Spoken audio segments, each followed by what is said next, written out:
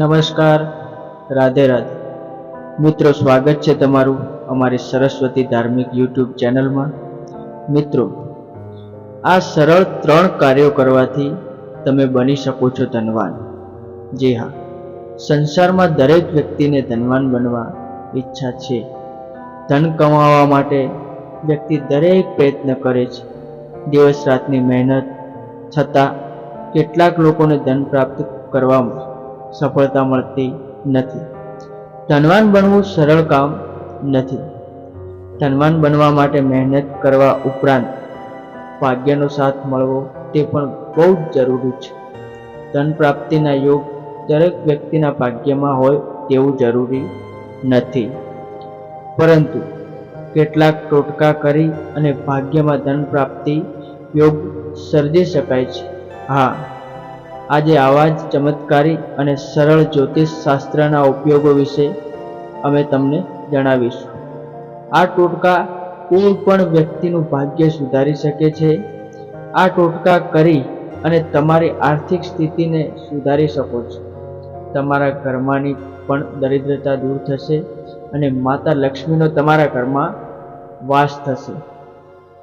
મિત્રો, એમાં પહેલું છે નારિયેળ. દરેક પૂજામાં ઉપયોગમાં આવતું નારિયેળ તમારું ભાગ્ય બદલી શકે છે. તેના માટે એક નારિયેળને લાલ વસ્ત્રમાં બાંધી અને શુભ મુહૂર્તમાં તિજોરી અથવા જે સ્થાન પર તમે ધન રાખતા હો ત્યાં રાખી દેવું. આ ટોટકાથી તમારી આર્થિક તંગી દૂર થઈ જશે. મિત્રો, બીજું છે કેસર. શુક્રવારનો દિવસ ધનની દેવી માતા લક્ષ્મીનો વાર છે. આ દિવસે એક પીળા વસ્ત્રમાં કેસર અને ચાંદી બાંધી તેને તિજોરીમાં રાખી દેવું. ઘરમાં ક્યારેય ધનની કમી સર્જાશે નહીં. આ રીતે તમે જો તિજોરીમાં હળદરની ગાંઠ પણ રાખી શકો છો. મિત્રો, ત્રીજું છે પીપળાનું પાન. જો ઘરમાં ધન સંબંધિત સમસ્યા હોય તો તેને દૂર કરવા માટે પીપળાનું એક પાન તોડી અને તેના પર ઘી અને સિંદૂર લગાવી તેને તિજોરીમાં રાખી દેવું.